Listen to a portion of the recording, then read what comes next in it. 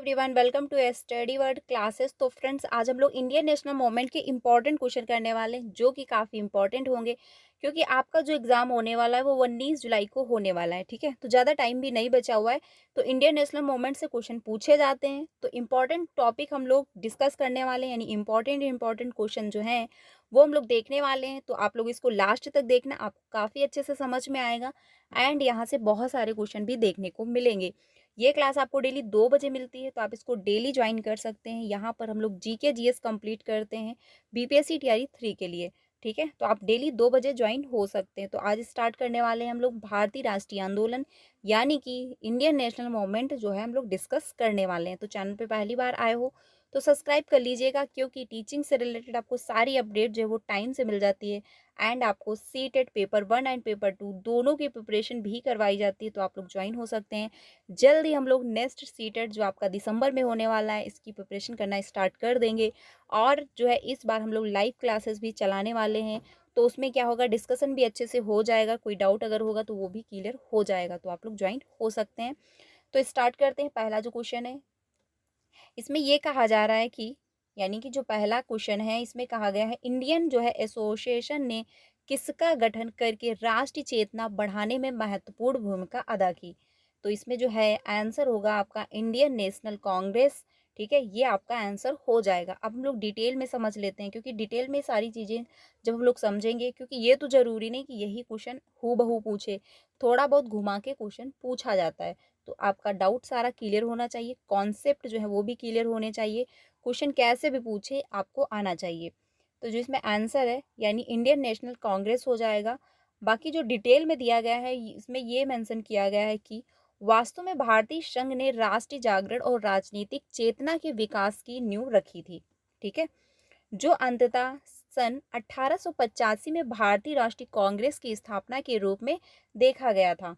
तो कब हुआ था? 1885 में। ठीक है, और इसके लिए जो है सुरेंद्र नाथ बनर्जी श्रेय के हकदार थे। तो यानी इसके जो श्रेय जो है इसका दिया जाता है वो किसको? सुरेंद्र नाथ बनर्जी को दिया जाता है। ठीक है, वास्तव में संघ कांग्रेस का अग्रदूत था।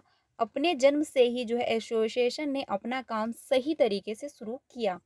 तो ये ध्यान रखना, सन 1885 में भारतीय राष्ट्रीय कांग्रेस की स्थापना हुई थी, जो कि काफ़ी इंपॉर्टेंट है, तो ध्यान रखिएगा। तो इसका जो आंसर होगा आपका फर्स्ट है, यानी कि इंडियन नेशनल कांग्रेस हो जाएगा। तो ये सारी बातें आप लोग ध्यान रखिएगा। आगे चलते हैं अगले क्वेश्चन पे। अगला क्वेश्चन जो है इसमें कहा जा रहा है कि 1906 में आयोजित भारतीय राष्ट्रीय कांग्रेस की के कलकत्ता अधिवेशन में भारत के लिए जो है स्वराज का झंडा किसके द्वारा फहराया गया था।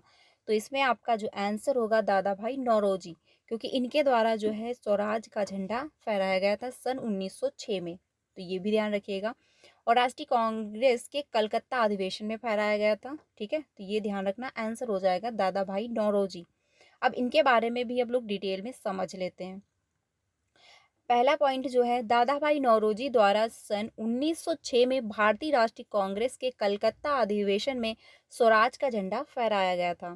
ठीक है, दादा भाई नौरोजी को जो है great old man of India के रूप में जाना जाता है। तो अगर आपसे पूछ लिया जाए कि जो है ग्रेट ओल्ड मैन के नाम से किसको जाना जाता है, यानी ऑफ इंडिया के नाम से किसको जाना जाता है, तो दादा भाई नौरोजी हो जाएंगे। ठीक है, इंपॉर्टेंट है, ध्यान रखिएगा। अगला पॉइंट है, वह भारतीय राष्ट्रीय कांग्रेस के संस्थापक सदस्यों में से एक थे। ठीक है, ये भी ध्यान रखना। वे 3 बार यानी कि सन 1886 कलकत्ता सत्र और सन 1893 जो है लाहौर सत्र और 1906 में कलकत्ता सत्र में अध्यक्ष बने थे। तो ये ध्यान रखना, 3 बार ये अध्यक्ष बनाए गए थे दादा भाई नौरोजी। तो पहली बार कहाँ बने थे, यानी पहली बार कब बने थे? सन 1886 में कलकत्ता में बने हुए थे। और जब नेक्स्ट टाइम बने थे तो ये 1893 में लाहौर में बने थे। ठीक है, और 1906 में कहाँ पे बने? कलकत्ता में बने। ये ध्यान रखना इंपॉर्टेंट है। अगर आपसे ये पूछ लिया जाए कि दादा भाई नौरोजी जो है सन 1893 में जो है कहाँ पर जो है अध्यक्ष बने थे भारतीय राष्ट्रीय कांग्रेस के, तो मतलब कहाँ पे हो जाएगा? लाहौर में हो जाएगा। ठीक है, तो कैसे भी क्वेश्चन को घुमाकर पूछ सकते हैं, तो कॉन्सेप्ट क्लियर होगा तो आप आंसर कर लोगे। अगला है पॉइंट, वह यूके हाउस ऑफ जो है कॉमन्स के लिए चुने गए जो है संसद के पहले भारतीय सदस्य थे। ठीक है, यानी ये जो चुने गए थे तो ये पहले भारतीय सदस्य चुने गए थे, ये ध्यान रखना। अगला पॉइंट है, उन्होंने वर्ष सन 1865 में लंदन इंडियन जो है सोसाइटी और वर्ष 1866 में ईस्ट इंडिया सोसाइटी की स्थापना की थी। ठीक है, तो ये भी ध्यान रखना, सन 1865 में इन्होंने क्या किया था, लंदन जो है इंडियन सोसाइटी और वर्ष जो है 1866 में ईस्ट इंडिया एसोसिएशन की स्थापना की थी। तो ये दो जो है इन्होंने स्थापनाएं की थी, तो इनका भी ध्यान रखना और टाइम पीरियड भी ध्यान रखना, कब किया था, सन 1866 में किया था। ठीक है, अगला पॉइंट है, अगला क्वेश्चन जो है इसमें कहा जा रहा है कि 1918 में जो है मॉन्टफोर्ट सुधारों पर कांग्रेस ने एक महत्वपूर्ण रूप अपनाया, जिसके कारण पुराने जो है उदारवादी अवशेष जयकर और चिंतामणि टूट गए, जिन्होंने गठन किया। तो इसमें जो आंसर हो जाएगा इंडियन जो है नेशनल लिबरल जो है फेडरेशन। ठीक है, आंसर होगा जो है इंडियन नेशनल लिबरेटन जो है फेडरेशन, ये आपका आंसर सही हो जाएगा। अगले क्वेश्चन पे चलते हैं, थोड़ा सा इसमें डिटेल भी हम लोग समझते हैं। इनमें जो है यानी इसने जो है 1919 में इंडियन नेशनल लिबरल जो है फेडरेशन बनाने वाले उदारवादी नेताओं के साथ कांग्रेस में एक विद्वता पैदा की। हालांकि सुरेंद्र नाथ बनर्जी के नेतृत्व में कांग्रेस के कुछ जो है दिग्गज नेताओं ने सुधारों और स्वीकार कर लिया और कांग्रेस छोड़ दी। यह गुट जो है बाद में उदारवादी के रूप में जाना गया और इंडियन जो है लिबरल जो है फेडरेशन की स्थापना की। ठीक है, तो ये ध्यान रखना 1919 में। आगे चलते हैं, अगला क्वेश्चन है, कांग्रेस में उदारवादियों पर जो है आक्षेप पर सुरक्षित जो है वल्लभ सिद्धांत का किसने प्रयोग किया। तो आपका आंसर हो जाएगा लाला भाई जो है लाला लाजपत राय। ठीक है, आंसर हो जाएगा लाला लाजपत राय, क्योंकि क्या है वल्लभ जो है सिद्धांत का किसने प्रयोग किया था, तो लाला लाजपत राय ने किया था। अब डिटेल में समझ लेते हैं। सेफ्टी जो है वल्लभ थ्योरी में कहा गया है कि अंग्रेजों ने देश में राजनीतिक स्थिति को देखता था, यानी स्थिति को देखता था, जिससे सन 1857 के विद्रोह की तर्ज पर एक और विद्रोह हुआ और वे ऐसी स्थिति में जो है बचना चाहते थे, क्योंकि जो सन 1857 की क्रांति हुई थी वो क्या है, उसमें जो है कांग्रेस यानी जो अंग्रेज लोग होते वो जीत जाते हैं लास्ट में, तो क्या है वो फिर से उनका शासन हो जाता है लोगों पर। ठीक है, अगला पॉइंट है, लाला लाजपत राय ने यंग इंडिया में सेफ्टी वल्लभ थ्योरी का इस्तेमाल किया और कहा कि यह जो है लॉर्ड डफरिन के दिमाग की उपज है। ठीक है, तो ये बात हुई। अगला पॉइंट है, लाला लाजपत राय एक जो है चरमपंथी थे और सेफ्टी वल्लभ थ्योरी में विश्वास करते थे।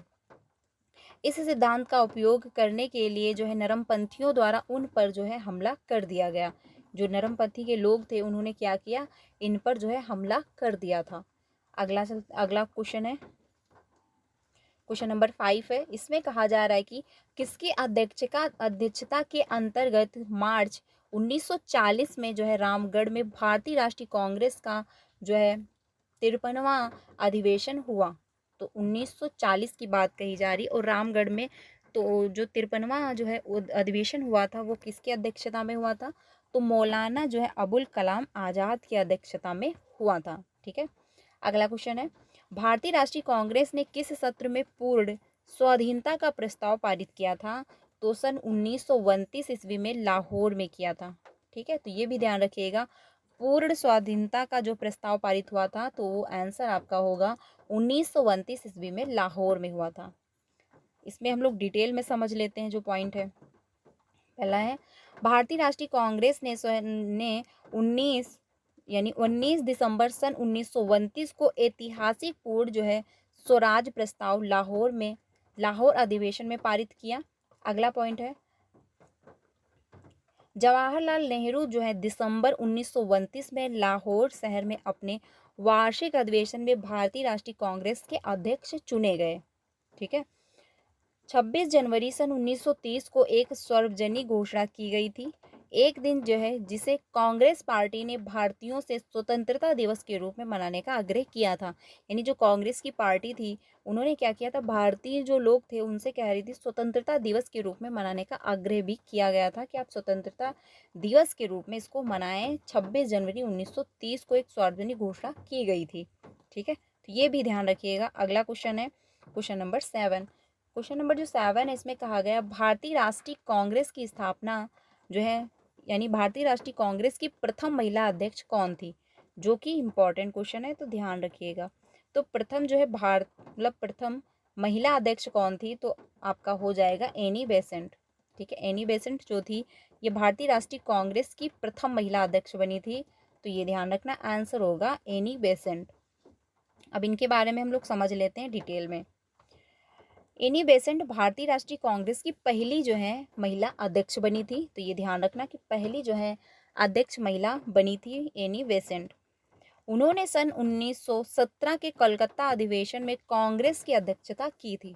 ठीक है, तो जब कलकत्ता का अधिवेशन हुआ था तब इन्होंने जो है इसकी अध्यक्षता की थी 1917 में। वह जो है आयरिश मूल की थी और उन कुछ विदेशियों में एक थी जिन्होंने भारतीय स्वतंत्रता आंदोलन में महत्वपूर्ण भूमिका निभाई थी। अगला पॉइंट है, वह एक समाजशास्त्री, थियोसोफिस्ट, समाज सुधारक और भारतीय स्वशासन के पक्षकार थी। ठीक है, बेसेंट ने पहली बार जो है सन 1893 में भारत का जो है दौरा किया। यानी इन्होंने ये भारत कब आई, भारत कब इन्होंने घूमा, तो सन 1893 में। और बाद में जो है भारतीय राष्ट्रीयवाद आंदोलन में शामिल होकर जो यहीं बस गई, क्योंकि ये क्या करने आई थी, भारत घूमने आई थी। लेकिन जब ये आई भारत, ये जब भारत को इन्होंने घूमा तो क्या हुआ, भारतीय राष्ट्रीयवादी आंदोलन में ये शामिल हो गई और शामिल होने के बाद ये यहीं पर रहने लगी। ठीक है, अगला पॉइंट है 1916 में उन्होंने जो है इंडियन होम रूल लीग की स्थापना की, जिसकी वह अध्यक्ष बनी। तो जो इंडियन होम रूल जो है इसकी स्थापना किसने की थी, एनी बेसेंट ने की थी। कब की थी, सन 1916 में की थी। इंपॉर्टेंट है, ध्यान रखना। ये जो मैं डिस्कस कर रही हूँ काफ़ी इंपॉर्टेंट है, क्योंकि क्वेश्चन कहीं से भी पूछ सकता है। अब आपसे यही पूछ ले, अगर इंडियन होम रूल लिंक की जो स्थापना किसने की या फिर किसके द्वारा हुई, तो अगर आपने ये अच्छे से डिटेल में समझा होगा तो आप बता दोगे कि एनी बेसेंट ने की। कब किया, सन 1916 में किया। ठीक है, तो ये सारी बातें आप लोग ध्यान रखिएगा। अगले क्वेश्चन पे चलते हैं। अगला है क्वेश्चन नंबर 8। क्वेश्चन नंबर 8 है, भारतीय राष्ट्रीय कांग्रेस के जो है 1922 ईस्वी में आयोजित किया गया अधिवेशन के अध्यक्ष कौन थे, तो हो जाएगा आपका चित्तरंजन दास। ठीक है, 1922 ईस्वी में जो आयोजित हुआ था उसके अधिवेशन के अध्यक्ष कौन थे, जो चित्तरंजन दास हो जाएगा आंसर। अगला क्वेश्चन है क्वेश्चन नंबर 9। इसमें कहा गया है कि 1929 ईस्वी में जो है आयोजित भारतीय राष्ट्रीय कांग्रेस के अधिवेशन का अध्यक्ष कौन था। तो जो 1929 में जो लाहौर में आयोजित हुआ था भारतीय राष्ट्रीय कांग्रेस का, तो उसके अध्यक्ष कौन थे, तो जवाहरलाल नेहरू हो जाएंगे। ध्यान रखना, कब कहाँ पे अधिवेशन हुआ, उसका समय क्या था, वो जो है बहुत ज़रूरी है, क्योंकि अगर पूछ लिया जाए कि लाहौर में जो है भारतीय राष्ट्रीय कांग्रेस का अधिवेशन कब हुआ था, तो आपको पता होना चाहिए कि 1929 में हुआ था। इसके अध्यक्ष कौन थे, जवाहरलाल नेहरू थे। ठीक है, तो क्वेश्चन कैसे भी घुमा करके पूछ सकता है, आपको पता होना चाहिए। जवाहरलाल नेहरू जो है दिसंबर 1929 में लाहौर शहर में अपने वार्षिक सत्र में भारतीय राष्ट्रीय कांग्रेस के अध्यक्ष के रूप में चुने गए थे। तो ये कब चुने गए थे, सन 1929 में। अगला पॉइंट है, 19 दिसंबर सन 1929 को भारतीय राष्ट्रीय कांग्रेस ने अपने लाहौर अधिवेशन में जो है ऐतिहासिक पूर्ण जो है स्वराज का जो है प्रस्ताव पारित किया। अगला है 26 जनवरी जो है 1930 को एक सार्वजनिक घोषणा की गई, एक ऐसा जो है दिन जिसे कांग्रेस पार्टी ने भारतीयों से स्वतंत्रता दिवस के रूप में मनाने का आग्रह किया था, कि जो आप इसको स्वतंत्रता दिवस के रूप में मनाएं। ठीक है, तो कौन सा वो दिन था, 26 जनवरी 1930 को एक सार्वजनिक घोषणा हुई थी कि आप इसको एक स्वतंत्रता दिवस के रूप में मनाना स्टार्ट कर दें। सन 1929 में भारत के तत्कालीन जो है वायसराय लॉर्ड इरविन ने एक अस्पष्ट घोषणा की, जिसमें जो है इरविन घोषणा कहा गया है, यानी इन्होंने अस्पष्ट एक घोषणा की थी, तो उसको किस नाम से जाना गया? इरविन घोषणा के नाम से जाना गया। ध्यान रखना, इंपॉर्टेंट, अगर आपसे पूछ लिया जाए इरविन घोषणा क्या है, तो आपको पता होना चाहिए कि वायसराय जो लॉर्ड इरविन थे उनके द्वारा अस्पष्ट घोषणा हुई थी, उसी को जो है इरविन घोषणा कहा जाता है। ठीक है, ध्यान रखना कि भारत को भविष्य में प्रभुत्व का दर्जा दिया जाएगा। ठीक है, इसमें ये मेंशन किया गया था। अगले क्वेश्चन पे चलते हैं। अगला है क्वेश्चन नंबर 10। अगला है क्वेश्चन, इसमें कहा गया है नरमपंथियों द्वारा उपयोग में लाई गई प्रार्थना याचिका और विरोध की पद्धति को जो है गर्म दल के नेताओं ने क्या नाम दिया? तो इसमें जो है विविच्छा व्रत की जो है राजनीति। ठीक है, विच्छा व्रत जो है इसकी राजनीति नाम दिया गया। आंसर हो जाएगा विच्छा व्रत की राजनीति। अगले क्वेश्चन पे चलते हैं, थोड़ा इसके बारे में भी हम लोग समझ लेते हैं। गरम दल नेता जो है अरविंद घोष, लोकमान्य बाल गंगाधर तिलक, विपिन चंद्र पाल तथा लाला लाजपत राय जो है स्वदेशी आंदोलन को पूरे देश में लागू करना चाहते थे। यानी ये लोग जो थे ये चाहते थे स्वदेशी आंदोलन जो है पूरे देश में लागू हो, जबकि जो है नरमपंथी सिर्फ इसे जो बंगाल तक सीमित रखना चाहते थे। यानी जो नरमपंथी के दल के जो लोग थे वो क्या कर रहे थे, वो ये चाहते थे कि ये सिर्फ बंगाल तक ही सीमित रहे। लेकिन गरम पंथ के जो दल थे, यानी गरम दल के नेता जो थे, वो ये चाहते थे ये पूरे देश में लागू होना चाहिए। अगला पॉइंट है नरम दल की शुरुआत भारत की आज़ादी से पूर्व भारतीय राष्ट्रीय कांग्रेस के दो खेमों में विभाजित होने के कारण हुई। यानी जो भारतीय राष्ट्रीय कांग्रेस जो बना हुआ था संगठन, उसका जब दो विभाग मतलब दो खेमों में विभाजन हुआ, तब जाके ये जो नरम दल और गरम दल जो थे ये इनका जो है इनकी स्थापना हुई, जिसमें एक जो है खेमे के समर्थक बाल गंगाधर तिलक थे और दूसरे खेमे के जो है मोतीलाल नेहरू थे। ठीक है, ये भी ध्यान रखना।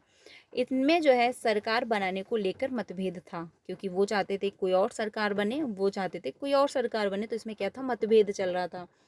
मोतीलाल नेहरू चाहते थे कि भारत की सरकार अंग्रेजों के साथ कोई संयोजक सरकार बने, जबकि गंगाधर तिलक कहते थे कि अंग्रेजों के साथ मिलकर सरकार बनाना तो भारत की जनता को धोखा देना होगा। यानी वो ये चाहते थे बाल गंगाधर तिलक कि जो है सरकार अगर बने तो पूरी जो है भारत की ही बननी चाहिए, यानी भारत के ही लोग बने।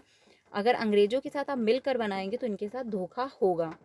इस मतभेद के कारण लोकमान्य तिलक जो है कांग्रेस से निकल गए और उन्होंने गरम दल बनाया। ठीक है, तो ये भी ध्यान रखना, इनका मतभेद हुआ था, इस वजह से जो है ये बाहर निकल गए थे, भारतीय राष्ट्रीय कांग्रेस का जो संगठन था उससे बाहर हो गए थे। अगला क्वेश्चन है भारतीय राष्ट्रीय कांग्रेस के प्रथम मुस्लिम अध्यक्ष कौन थे? तो हो जाएगा आपका बदरुद्दीन तैयब जी। बहुत इंपॉर्टेंट है, ध्यान रखना, आंसर आपका होगा बदरुद्दीन तैयब जी। ठीक है, अगले इसमें आप लोग डिटेल में समझ लेते हैं थोड़ा सा।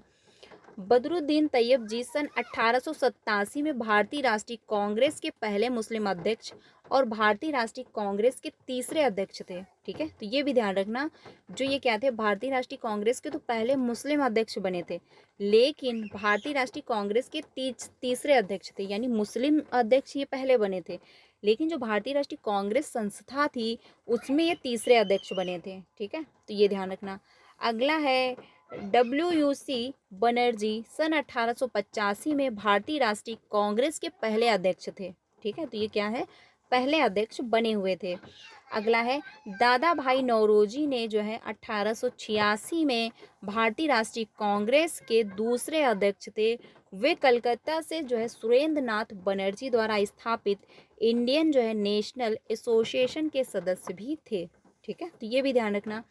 अगला है सन 1888 में जॉर्ज यूले जो है कांग्रेस के अध्यक्ष बनने वाले पहले विदेशी थे। यानी जो बने थे अध्यक्ष, ये जो है पहले विदेशी थे, ये पहले व्यक्ति ऐसे थे जो विदेशी यहाँ पर अध्यक्ष बने हुए थे। तो ध्यान रखना 1888 में बने थे। एनी बेसेंट जो है भारतीय राष्ट्रीय कांग्रेस की पहली महिला अध्यक्ष बनी थी, ये ध्यान रखना।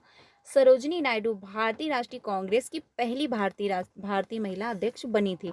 अब ये ध्यान रखना, देखिए जो एनी बेसेंट थी वो वो पहली ऐसी महिला थी जो भारतीय राष्ट्रीय कांग्रेस की अध्यक्ष बनी थी, लेकिन जो सरोजनी नायडू हैं ये क्या थी, पहली भारतीय महिला थी जो ये भारतीय राष्ट्रीय कांग्रेस की अध्यक्ष बनी थी।